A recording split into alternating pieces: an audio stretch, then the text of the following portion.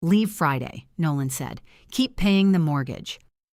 I was still holding 2 canvas grocery bags, and one of them had begun to split along the bottom seam.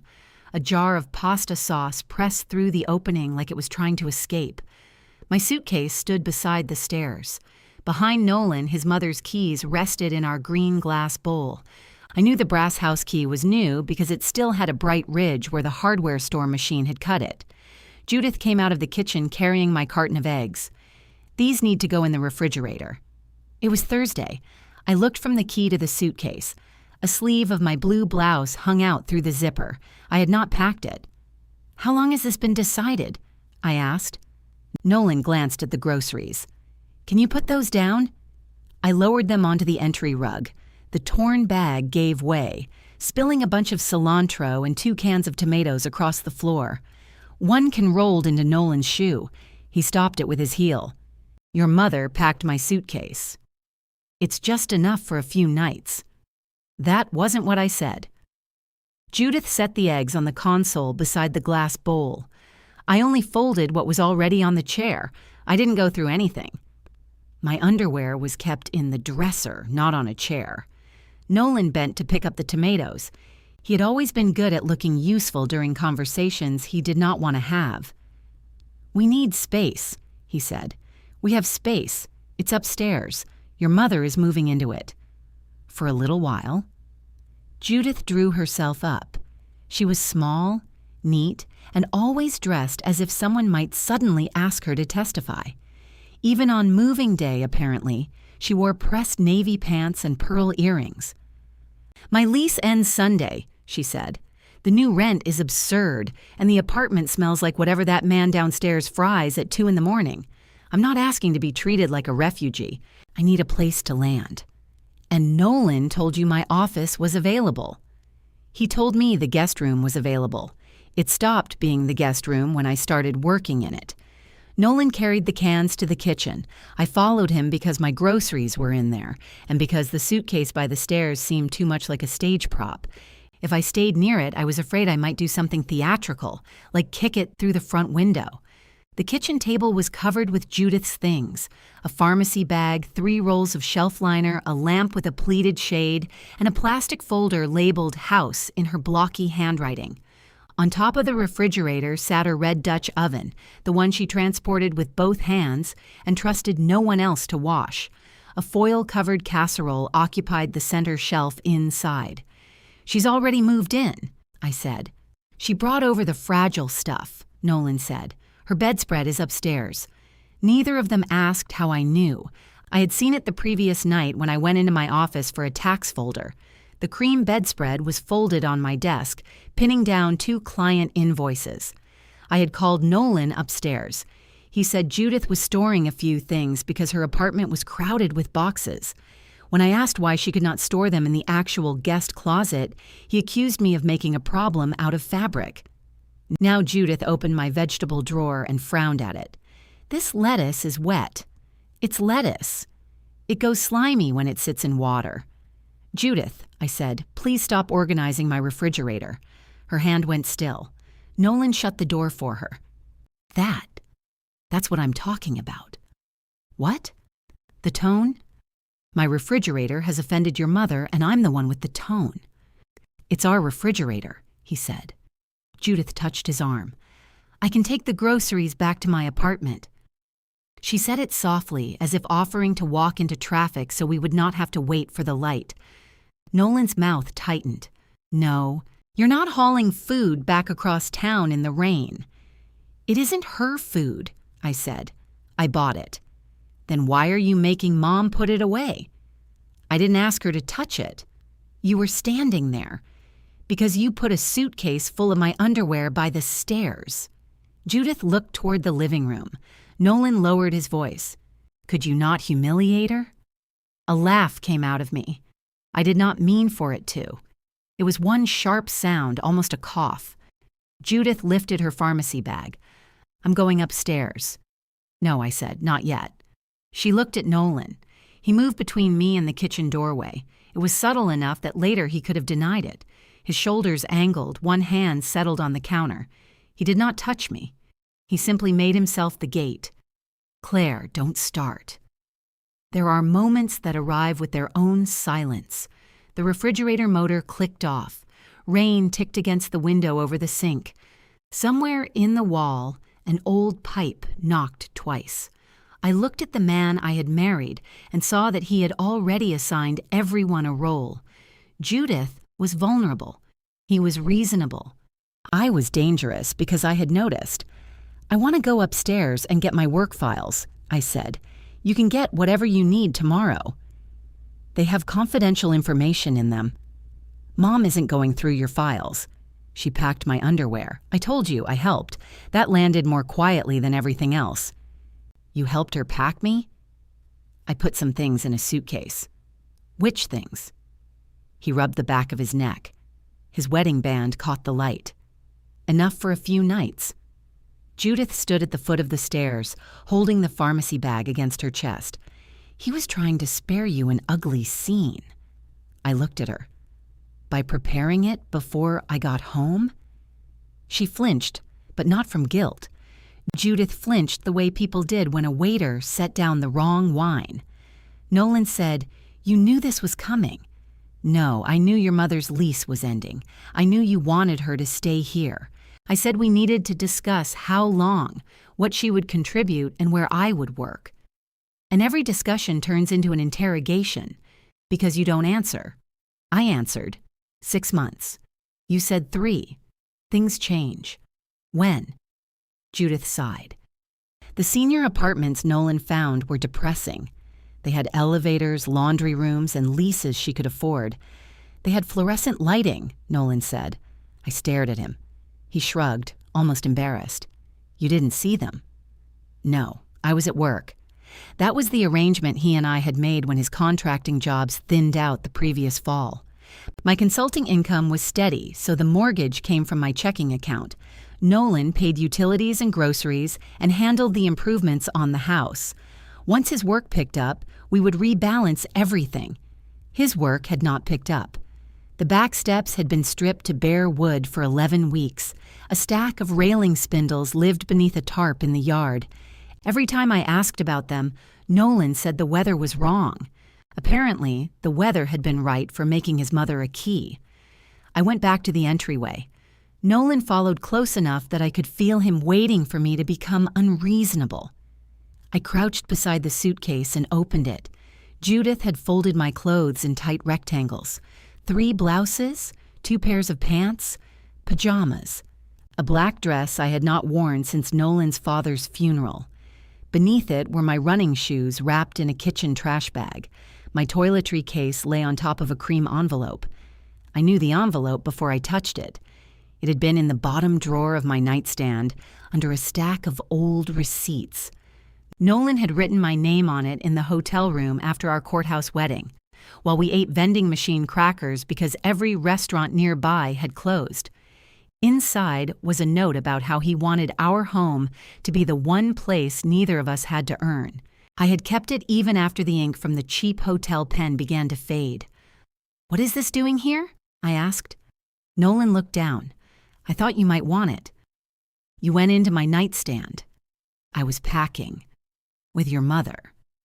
She wasn't standing over me. Judith remained by the stairs, very still. I opened the envelope. The note was inside, creased once across the middle where someone had bent it to fit.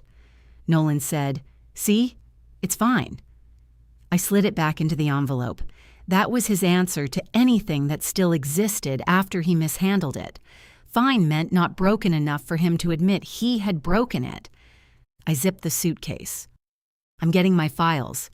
I said tomorrow, and I said they're confidential. I took the stairs before he could make another doorway out of himself. Nolan followed. Judith stayed below, but I heard the small clink of her keys being lifted from the glass bowl. Upstairs, the door to my office stood open. My desk had been pushed under the window. The monitor and printer sat on the floor with their cords wound around them. Judith's cream bedspread covered the daybed, and 2 of her framed botanical prints leaned against the wall. A tape measure lay across my keyboard. "You unplugged my computer." "I did that," Nolan said. "I didn't want Mom to damage anything moving the desk. You could have told me. You were going to say no. Yes. Exactly. I turned toward him. You think knowing my answer gives you permission to skip asking? His face changed for a second. Not shame, fatigue. As if I had located the tiresome center of the problem. Mom needs me, he said. So do I. You're not about to be homeless. Because I can pay for somewhere else? Because you're capable. It was meant as a compliment. Nolan even softened when he said it. Downstairs, a cabinet opened, then closed. Judith was putting away my groceries. I knelt beside the gray filing box under the desk and checked the folders. 2 client contracts had been returned backward. My mortgage statements were no longer in the front section. Did you look through this? No. Did your mother? Of course not. Then where are the mortgage statements? How would I know? You moved the box. He crouched beside me. For one absurd second, we looked like a couple assembling furniture. Claire, listen. Go to that extended stay place near your office. It's clean. It has those little kitchenettes you like. Take the weekend. Let Mom get settled. We can talk Monday without everybody's nerves being shot. And where will Judith be Monday? Here. And where will I be? That depends on how the conversation goes. There it was. Not space. A test. If I'm agreeable, I can come home? Don't twist it. What do I have to agree to? Basic kindness. For 6 months? He stood. I'm not doing this with you. You already did it, Nolan. You just didn't invite me.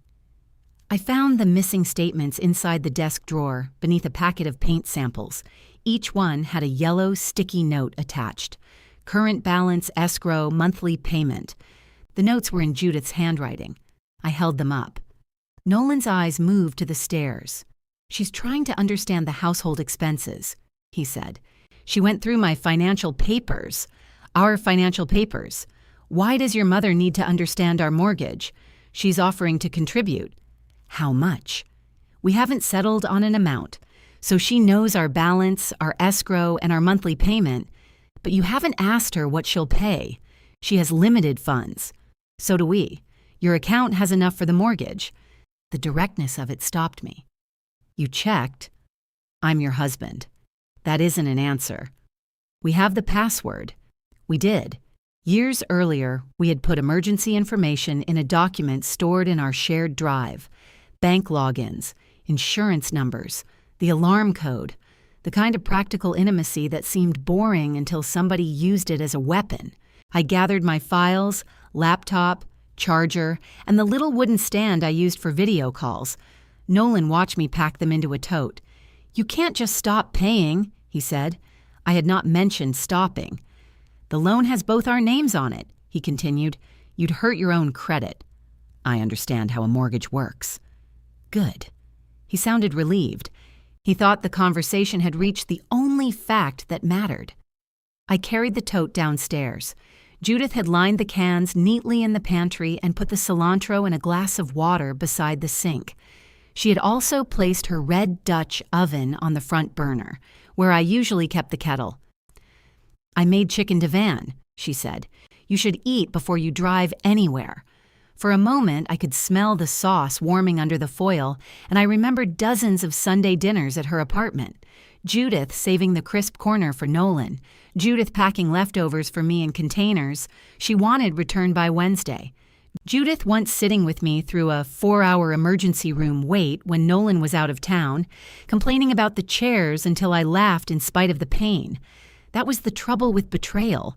It rarely arrived wearing a stranger's face. No, thank you, I said.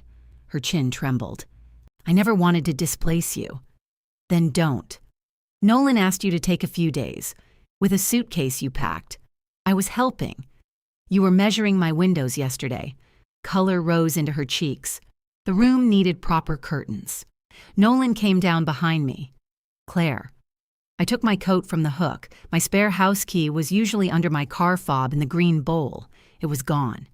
Where's my spare key? Judith's hand closed around the keys in her pocket. Nolan said, We're changing the locks tomorrow. My coat slipped halfway off my arm. Why? Because things are heated. You think I'm going to break into my own house? It's still your house, he said quickly. This is just until we figure things out." I looked at the green bowl, empty now except for a penny and a dry rosemary needle. We had bought it in a roadside shop during our first trip together. Nolan had held it up to the sun and said it looked like a piece of a bottle the ocean had forgiven. I picked up my car key. "Friday," he reminded me. "You can come back tomorrow for anything else. Text first." I took my suitcase, my files, and the bent note in its cream envelope. At the extended stay hotel, the room smelled faintly of bleach and microwave popcorn. I set my laptop on the little table. My mortgage payment was scheduled for Monday, $2,486.13. The cancellation page asked if I was sure. I thought of the sticky notes in Judith's handwriting, the new brass key. Nolan saying capable, as if it meant inexhaustible. I clicked yes. Then I moved $2,486.13 into a separate savings account and sent Nolan one message. "I will not finance being locked out of my own home. We can sell, refinance, or discuss equal terms. Autopay is canceled." His reply came before I had taken my finger off the screen. "Do not play games with our credit." I looked at his use of "our" and typed back, "Then don't play games with our house." 3 dots appeared, disappeared, then appeared again. "This is not who you are," he wrote. I turned the phone face down. The room's air conditioner shuddered to life and blew cold air across my ankles. It had one setting, apparently: preserve for evidence. I found the thermostat beneath a framed print of a sailboat and pressed the up arrow until it beeped in protest. My suitcase contained no socks. Judith had packed 3 silk blouses, the funeral dress, running shoes, and no socks. She had included my expensive face serum, but not a toothbrush. Either the contradictions meant something, or she had been nervous and grabbing whatever her hands touched. I was too tired to decide which possibility was worse. Nolan called at 9:17. I watched his name brighten the room until the call went to voicemail. He called again. On the 3rd try, I answered. "You canceled it?" "Yes." "You had no right to do that without talking to me." "I tried talking to you in our kitchen." "No, you issued demands and insulted my mother." I asked how much she would contribute. "You asked it like she was applying for a room. She is taking one. It's my house, too. That's why I gave you 3 options." He exhaled close to the phone. "You know I can't refinance this weekend. You've known her lease was ending for months. That's separate." It stopped being separate when she labeled my mortgage statements. A cabinet shut in the background. He'd put me on speaker. I could always tell because his voice went hollow and he became slightly more articulate. "Mom was trying to make a budget," he said. "Then why didn't she label her own bank statements?" "Claire," Judith said from somewhere beyond him, "I never saw your account numbers. Nolan removed anything sensitive. He had not." I pictured the statements on my desk, the full account number partly masked, but the routing details printed at the bottom. I pictured her reading the escrow balance in the room where I worked, while Nolan unplugged my computer.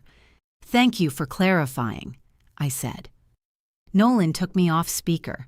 His next words came in close and angry. "You're enjoying this." I sat on the edge of the bed. "Which part?" "Making us panic. The payment isn't due until Monday." "Exactly. Reinstate it." "No. If the payment is late, that hits you too." "I know." "Then what are you doing?" I looked across the room at the kitchenette. 2 spoons, 2 forks, 2 cloudy glasses set upside down on a towel, everything arranged for people who were temporary. "I'm finding out whether I'm your wife or your financing plan." "Oh, come on." His impatience hurt more than if he had shouted. I lowered my voice. "You went into my drawer and packed the note you wrote me after we got married. I thought it would comfort you." "You were throwing me out." "I asked you to give me a weekend. You folded a promise about our home and put it in the suitcase you packed to remove me from it." Silence. For a second, I thought I had reached him. Then he said, "You always do that." "Do what?" "Make everything symbolic." He ended the call. I slept badly and woke before dawn with one running shoe on the floor beside the bed, as if I had been considering an escape in my sleep. My first video meeting started at 8. I angled the laptop so the sailboat print was out of frame, but there was no hiding the hotel lamp or the industrial curtains. Lila Quinn, the project coordinator for my largest client, joined early and stared at my background. "Are you in witness protection?" "Budget witness protection." "Do I need to ask a normal question or pretend I believe you spontaneously took up business travel?" "I'm okay." She waited. "I'm safe," I added. "All right, if that answer changes, call me before you call anyone who uses the phrase journey of healing." That got a real laugh out of me. Lila nodded once, satisfied, and opened the agenda before the others joined. She did not ask again. Her restraint felt like kindness. Between meetings, I texted Nolan. "I'm coming at 4 for clothes, medication, and personal documents." He replied at 3:56. "We're home. We." The rain had stopped, leaving the neighborhood washed and offensively pretty. Our Cape Cod sat at the end of a row of brick houses with damp lawns and white trim. Nolan's truck was in the driveway. Judith's sedan was parked in my usual spot beside it.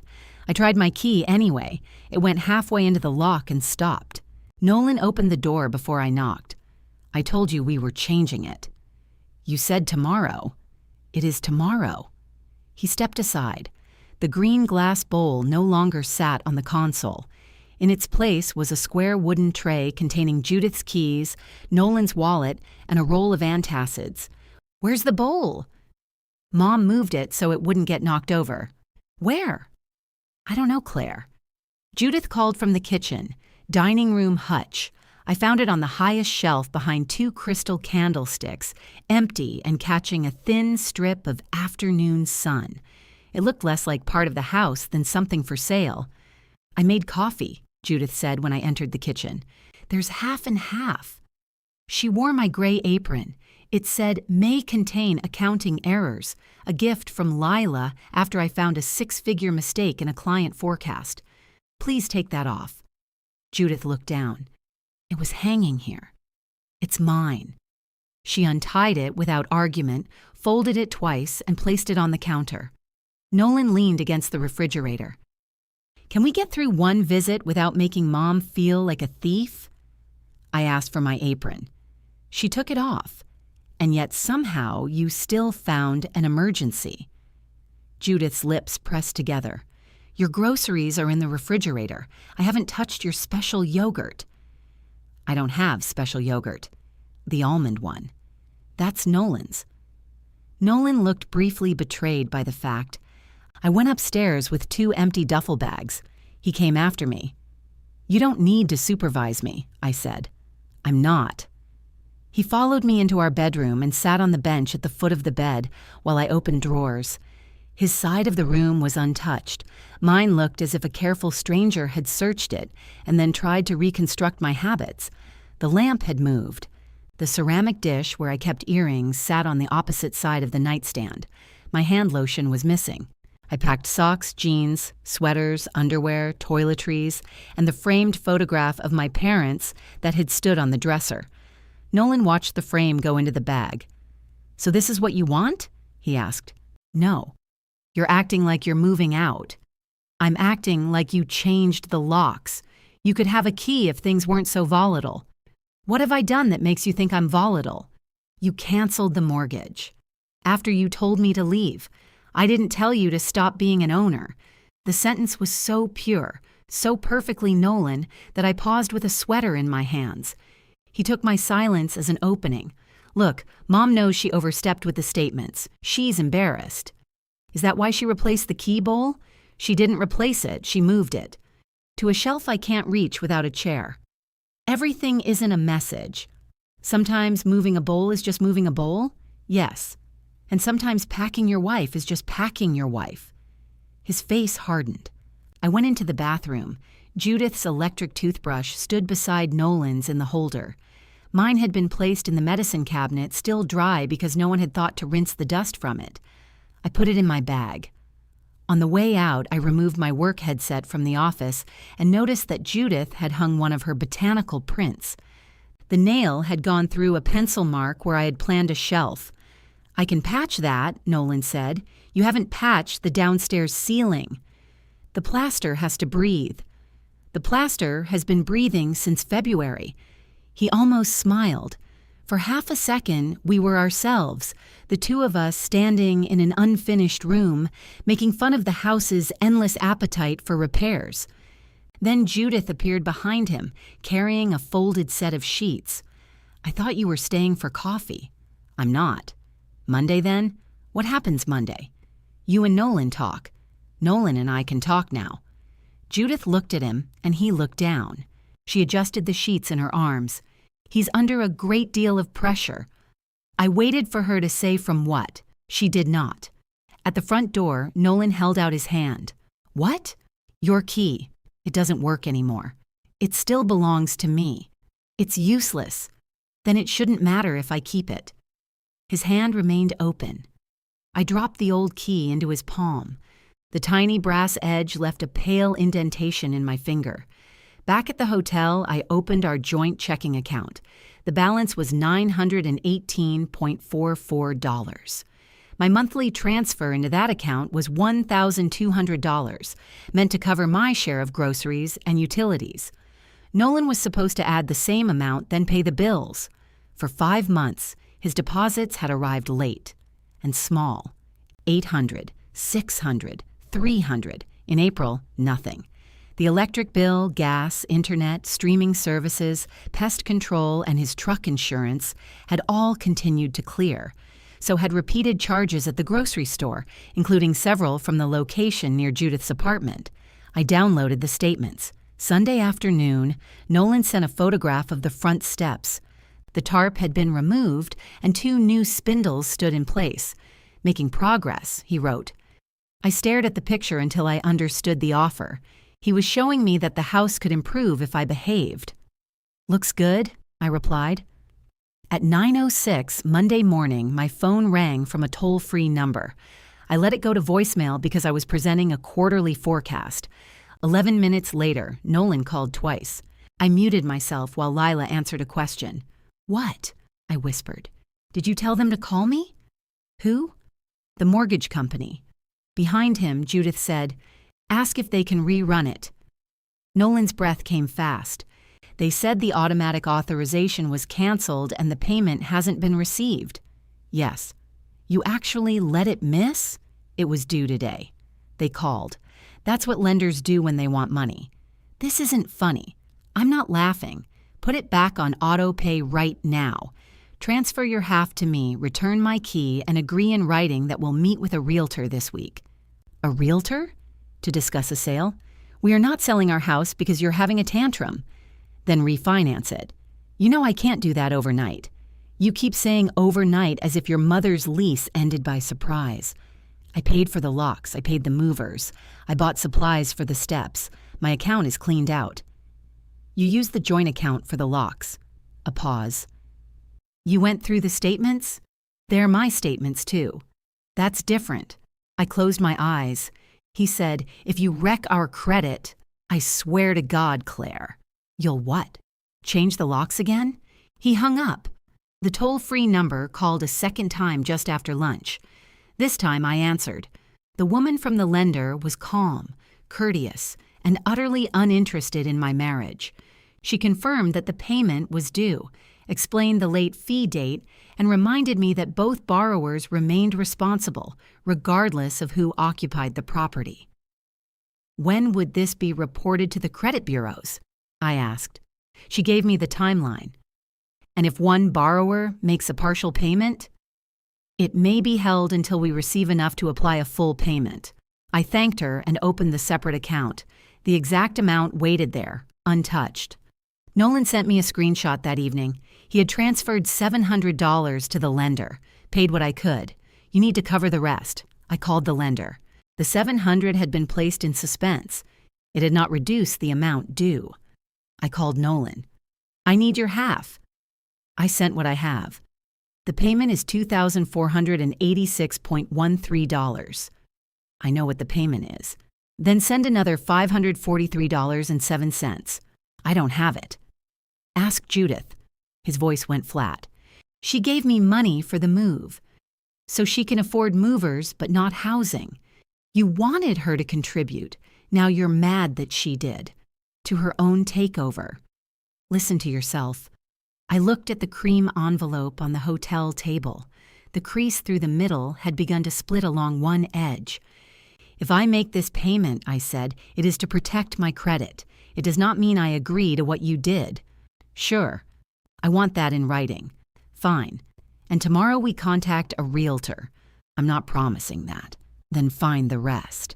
He was quiet long enough that I could hear Judith running water in my kitchen.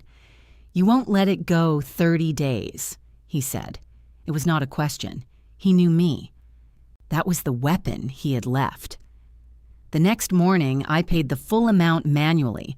Nolan's $700 was returned to him because the lender could not apply it after my payment cleared. At 8:14, he sent one line. I knew you'd come around.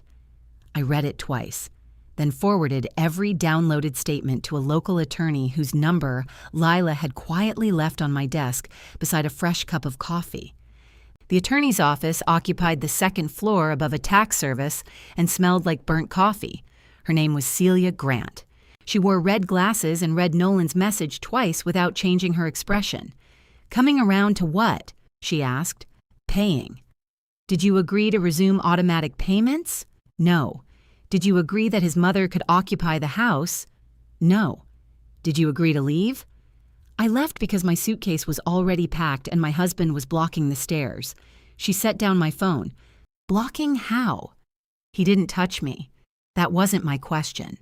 I described where he had stood and how his body had turned. Celia made a note. Do you want a divorce? The word sat between us, too large for the little office. I want my house back.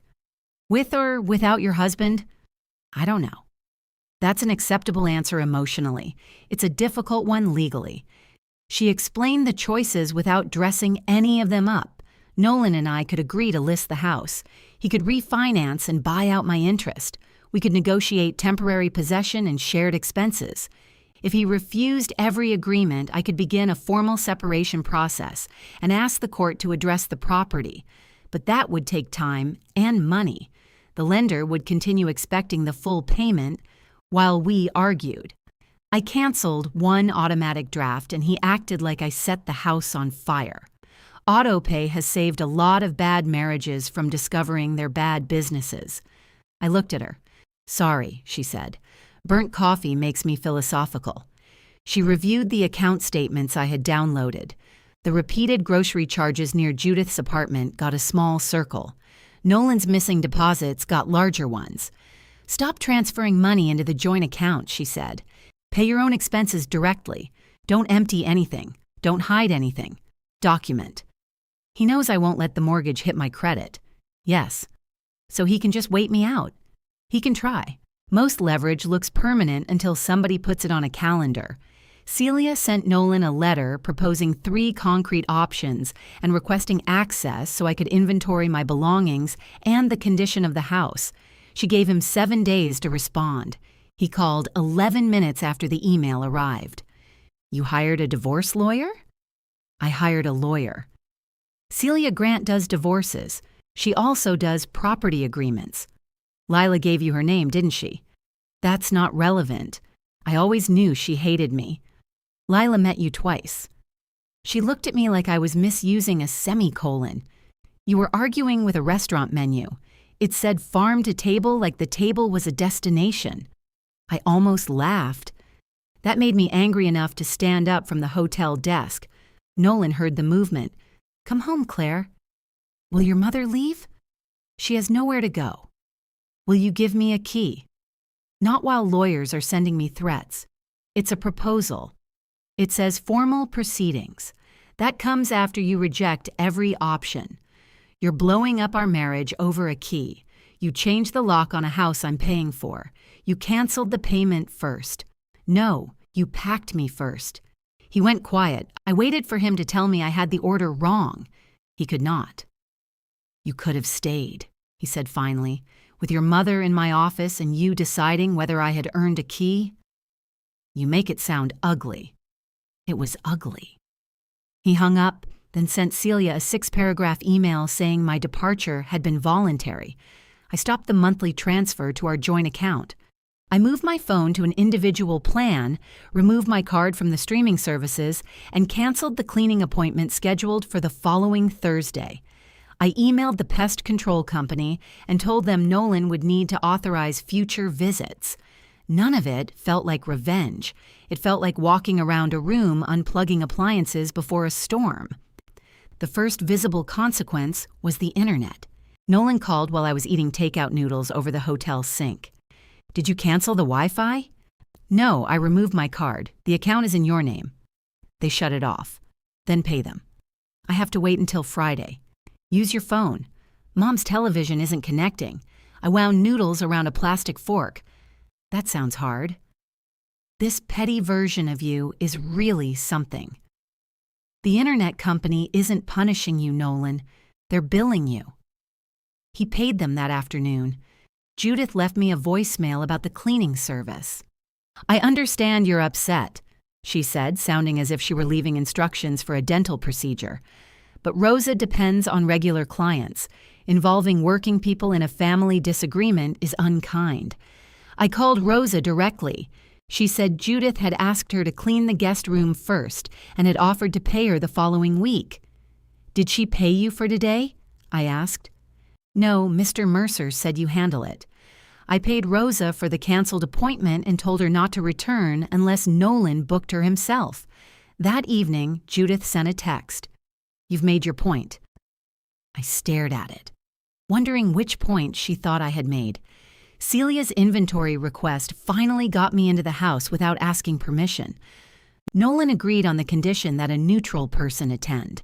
He suggested Robin Hale, the realtor who had helped us buy the place, and later become friendly enough to appear at barbecues with chilled wine and unsolicited opinions about landscaping.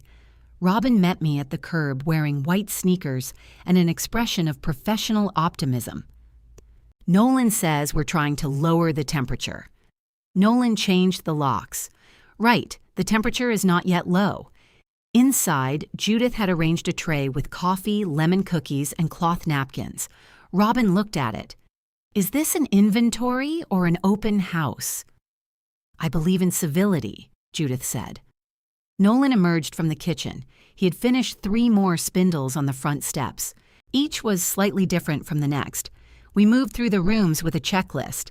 I photographed my furniture, artwork, kitchen equipment, and the boxes Judith had stacked in the basement. She had labeled them Claire, Keep, Claire, Store, and Claire, Decide. You sorted my things? I asked. I prevented them from getting damaged. You put my winter coat next to paint thinner. That was Nolan. Nolan was studying the ceiling. Robin cleared her throat. Let's keep moving. Upstairs, my office no longer contained my desk.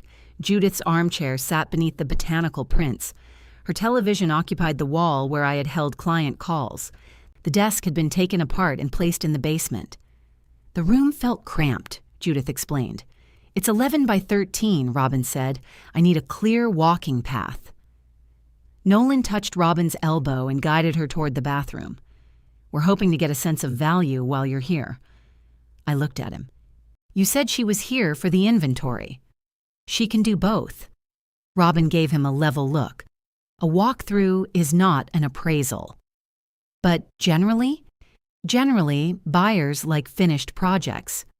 Downstairs, she examined the damaged plaster where Nolan had opened the ceiling to investigate a leak and never closed it.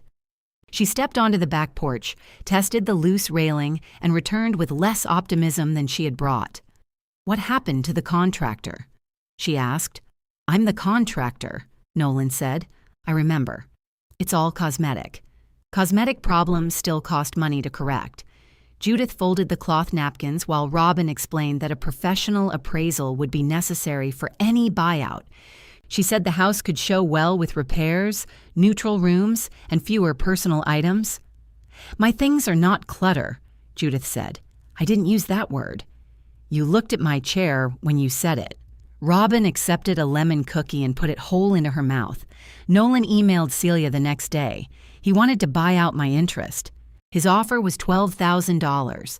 I had put $42,000 from my savings into the down payment and closing costs. His calculation used an online estimate, subtracted the remaining mortgage, then deducted every improvement he claimed to have made, including labor at a rate higher than he charged actual customers. He listed the unfinished back steps as a $9,000 enhancement. Celia sent back 3 sentences. No, independent appraisal, full accounting. Judith paid for the appraisal because Nolan's account was still temporarily tight. She met the appraiser at the house in a green blazer and had placed fresh flowers in every room. When he tried to enter my former office, she told him it was occupied and unnecessary to inspect. He inspected it. The report came 5 days later. The value was enough to leave equity if we sold, but far below Nolan's online estimate. The unfinished ceiling, irregular stairwork, aging roof, and bedroom converted into an overly furnished sitting room all hurt it. Nolan called Robin to argue. You told us this neighborhood was appreciating. It is. Then how is the house worth less than that website says? The website hasn't seen your ceiling. I can finish the ceiling. Then finish it. I'm waiting on materials. I was in Robin's office for the call, sitting across from her while she kept Nolan on speaker. Judith's voice entered from a distance. Ask her why the downstairs bedroom wasn't counted properly. It's not a bedroom, Robin said. It has no proper egress. It has a door to the laundry room. So people generally prefer not to escape a fire through a dryer. Robin rubbed her forehead. Nolan, have you spoken to a lender about refinancing? He had. Based on his documented income, existing truck payment, mortgage balance, and the appraisal, he did not qualify to assume the loan alone. My mother can co-sign, he said. In the background, something struck a countertop. I said I could help with the appraisal, Judith said. I did not say I would sign a 30-year loan. You told me you wanted to stay. I want stability. That doesn't mean I want debt. Nolan took the phone off speaker, but not before I heard him say, Then what exactly did you think was going to happen? Robin and I sat in the quiet after he disconnected. He told me you were taking a short break, she said. He packed me. Her eyes moved to the appraisal on the desk. If you list, I can represent both of you only if both of you cooperate. At the moment, one of you has turned a bedroom into a hostage situation. Can you tell him that? I'm about to. Celia's accounting request uncovered the rest. The $12,000 I had transferred to Nolan over the previous year for the stairs, ceiling, and bathroom had not gone only to materials. $7,400 had been transferred to Judith in uneven amounts. $600 for rent, $900 for a dental bill, $1,200 to pay down a credit card before her lease renewal. Nolan had bought some lumber, but not enough to match the receipts he had described to me over dinner. I drove to the house and waited until he came outside. You paid her bills with the renovation money. He looked toward the living room window. Judith's botanical curtains had replaced mine. She was drowning. You told me lumber prices went up. They did. You told me the bathroom tile was on order. I was going to replace the money when a job came through. You used my mortgage payments to keep this house while you used my renovation money to keep her apartment. Then you moved her into my office because neither plan worked. She's my mother. I was your wife. Was? The word caught both of us. Nolan stepped closer. His face looked tired and older in the porch light. I can fix this, he said. How? Give me 3 months. Keep covering the mortgage. I'll finish the work, build equity, get more contracts. Mom can contribute once she's settled. You already gave her my room, my key, and my money. It was our money. Then why were all the decisions yours? The front curtain shifted. Nolan saw it too. She'll be humiliated if we sell, he said. There it was again. Judith's humiliation, guarded like the most valuable thing in the house. And what happens to me? You're capable. I got into my car. The green glass bowl was waiting outside my hotel room when I returned. Nolan had wrapped it in one of Judith's cloth napkins and placed a newly cut house key inside. A note beneath it said, "Come home. We can go back to normal." The key gleamed under the hallway light. I carried the bowl inside, set it on the kitchenette counter, and called Robin. "List the house," I said, "or tell Nolan exactly what happens if he refuses." Robin was quiet for a moment. "I can explain the options," she said. "I can't list without both signatures. Celia can explain the other option. That one usually costs everybody." "I know." The green bowl sat on the kitchenette counter, holding the new key and nothing else. Robin sighed. "I'll call him." Nolan arrived at the hotel before she did. He knocked hard enough to rattle the security latch. When I opened the door, he looked past me and saw the bowl. "You got it." "You left glass in a hallway." "I didn't know if you'd answer." "You know my phone works. You don't pick up." "I pick up when there's something to discuss." He stepped back. He had sawdust on his shirt and a thin cut across one knuckle. "Can I come in?" "No." "Claire."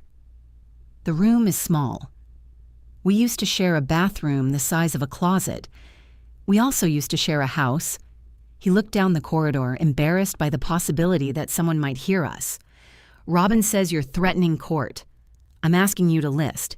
You said sell, refinance, or discuss equal terms. I gave you a key. A key isn't equal terms. It's access. To a house where your mother has sorted my belongings and taken my office. We can move your desk back. You took it apart. I can put it together. Will Judith leave?" His jaw moved. "Then we're selling." He leaned against the doorframe. "You can't keep making every decision based on what Mom does. I'm making this decision based on what you do when she does it." "That sounds like something Celia told you." "It sounds like my marriage." He rubbed the cut on his knuckle. "Mom's furious with me, by the way." "Why?" "She thinks I embarrassed her with the refinance. You asked her to co-sign a mortgage she didn't want. I thought she understood. You thought everybody understood whatever version was most convenient for you." His eyes lifted to mine. "You paid the mortgage to protect myself. You paid it because this is still your home. Both can be true. Then come back." For a second, the offer opened a door in me. I could picture carrying my things downstairs, setting my toothbrush beside his, moving the Dutch oven off my stove. I could picture Nolan patching the ceiling while I held the ladder. We had repaired ourselves before. That history did not disappear just because it had become dangerous to trust. "What happens when your mother wants my office back?" I asked. "We work it out." "Who gets the final say?" "No one. You already gave it to her." He stared at me, tired and angry, and beneath both, genuinely confused that love had not made me easier to manage. Robin called while he was still standing there. I let it ring. Nolan pushed away from the frame. "If we sell now, we'll lose money. We'll lose less than if you miss the next payment. You're paying half, in writing, while the house is actively listed. You make more than I do. You live there, I don't. Because you left. Because you packed me." His face tightened every time I returned to that fact. He had explanations for money, keys, Judith, even the lock. He had none for the suitcase. He walked away without asking for the new key back. Celia drafted a temporary agreement. We would each pay half the mortgage, taxes, insurance, and essential repairs, while the house was listed. Nolan would cover utilities because he occupied it. Neither of us would make alterations without written consent. If he refused to list, Celia would file the separation paperwork and ask that the property be addressed through that process. Nolan argued over the word essential for 2 days. He wanted landscaping counted. He wanted credit for his labor. He wanted me to pay half the internet because I still had constructive access to the house. Celia responded that I had my own internet at the hotel. When the next mortgage date appeared on the calendar, he signed. Robin put a lockbox on the front door. Judith removed it. Robin put it back. "It looks like a foreclosure," Judith said. "It looks like a house for sale." Robin replied. The first staging meeting lasted 3 hours. Judith resisted every suggestion with the grave patience of someone opposing a zoning change. Her armchair had to stay because of her back. The botanical prints had to stay because blank walls looked cold. The Dutch oven had to remain on the stove because the cabinet shelves were not properly reinforced. Robin turned to Nolan. Is your mother included in the listing agreement? No. Then why am I negotiating with her? Judith folded her arms. I live here. For now, I said. Nolan looked at me sharply. Judith's face lost color, but she did not retreat. You've made that very clear. No, Robin said. The lender made it clear. Claire just stopped translating. Judith stared at her. Robin began stacking the lemon cookie tins that had accumulated on the counter. Buyers need to imagine their own lives here. That means half the furniture goes into storage, the personal photos come down, and the downstairs ceiling gets repaired by someone who can provide an invoice. I can provide an invoice, Nolan said. You cannot invoice yourself to impress a buyer. By the end of the week, the botanical prints were in boxes. The armchair went into storage. Nolan hired a contractor he disliked to patch the ceiling, stabilize the back railing, and replace the mismatched spindles. The work cost almost exactly what he had claimed his own unfinished labor was worth. I paid my half under the agreement. It hurt, but it came with a receipt, a deadline, and an end. During the first showing, Judith sat in her sedan across the street and watched the buyers enter. During the second, she left a load of laundry running. During the third, a couple opened the office closet and found it packed floor to ceiling with boxes she had moved out of the basement. Robin called Nolan from the driveway. If I find one more occupied closet, wet appliance, or person surveilling a showing, I'm withdrawing. She's anxious, Nolan said. She's interfering. She lives there. Robin looked through the windshield at Judith's parked sedan. Then she can help sell it. That afternoon, Nolan rented a storage unit. Judith called me while he was loading it. Her voice had none of its usual polish. He says I need to find somewhere by closing. Yes, there isn't a closing. There will be if we accept an offer. You don't know that. No, the uncertainty mattered. I was paying for a hotel, half a mortgage, legal time, and repairs on a house where I needed permission to use the bathroom. If the place did not sell, every month would tighten around me, too. Judith exhaled. Nolan said you would be upset for a weekend. He said once I was settled, you would understand that moving me again was unreasonable. So he knew you weren't staying 6 months. He said we would reassess. He told me 6. He told me you had agreed I could come temporarily. I agreed to discuss it. She was silent. You packed my suitcase, I said. He said you'd be too angry to do it sensibly. And that seemed reasonable to you? At the time. The honesty surprised me more than an apology would have. I was afraid, she continued. Every apartment I looked at felt like a place where people put their old furniture and waited. Nolan kept saying he could fix it. He likes fixing things. He likes promising them. He gets that from his father. It was the first joke either of us had made, though neither of us laughed. I should not have touched your drawer, she said. No. I was trying to make the transition orderly. You were trying to make it difficult for me to stop. Her breath caught. That too, she said. I sat on the edge of the hotel bed. She did not ask forgiveness. She asked if I knew of any affordable buildings that did not have fluorescent lights. I gave her the name of one Celia's receptionist had mentioned. It had large windows, a laundry room, and a courtyard. Judith said the kitchens were small. You have one Dutch oven, I said. I have other cookware. Then choose your favorites. She made an offended sound but wrote down the number. We received an offer $4,000 below the appraisal. Nolan wanted to reject it. Robin advised a counter, and the buyers came up $2,000.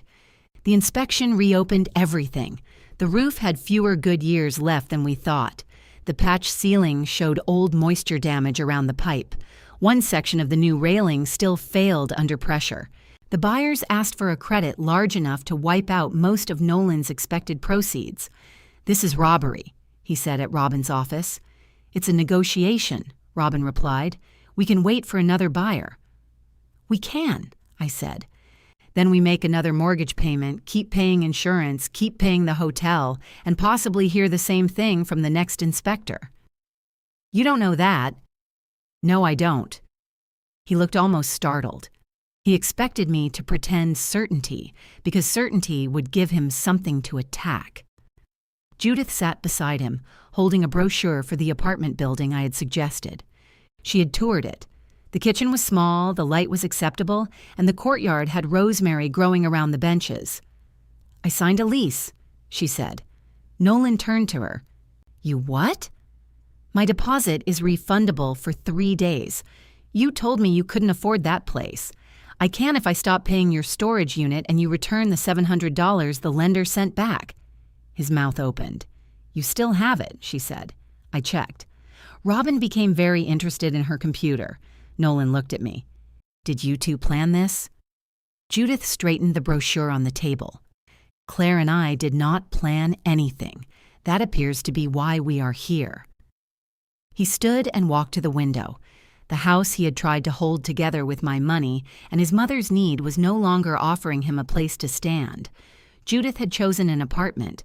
I had chosen the sale. Even Robin had stopped treating our marriage like a disagreement that could be softened with wine. He turned around. "If we accept the credit, what do I get?" Celia slid the settlement worksheet across the table. After the mortgage, commissions, repairs, buyer's credit, and closing costs, I would recover the documented $42,000 I had contributed at purchase. The remaining equity would be divided after accounting for the renovation money Nolan had redirected and the payments each of us had made during the separation. His share was modest, not nothing. Nothing like the $12,000 offer he had made me either. "This makes me look like I contributed nothing," he said. "You lived there," I said. "I worked on that house." "I know." The inspector itemized it. Robin coughed into her hand. Nolan looked at the sales contract. "If I don't sign," Celia answered, "we proceed formally. The costs rise, the timeline lengthens, and the lender still gets paid every month." His eyes found mine. "You'd really do that?" "I ended Autopay because you thought my consent came with the loan. That's not what I thought." "It's what you counted on." He picked up the pen. His signature was larger than usual. The final stroke cut through the printed line. The buyers accepted. Closing took 38 days. Nolan rented a 1-bedroom apartment near his largest contracting client. Judith moved into the building with the courtyard and complained that the elevator smelled like lemon cleaner. She took the red Dutch oven, the armchair, and both botanical prints. I took my desk, my dishes, the photograph from the dresser, and the cream envelope. Nolan and I met at the house once more for the final walkthrough. The rooms echoed. Pale rectangles marked the walls where pictures had hung. Without Judith's furniture or mine, the office became a plain, square room with good afternoon light. Nolan stood in the entryway turning his old key between his fingers. "We could have been good here," he said. "We were, sometimes." He looked toward the empty console. "Do you still have the bowl?" "Yes." "I'm glad." At the closing office, the lender's balance was paid from the sale proceeds. The loan that had frightened Nolan into calling me over and over disappeared from the final statement in one clean line. He stared at it for a long time. I signed the separation agreement beneath it. My new apartment was smaller than the house and quieter than the hotel. The first evening, I unpacked the green glass bowl and placed it on a narrow table beside the door. The late sun passed through it and left a patch of green light on the wall. I set my new key inside. It was the only one there.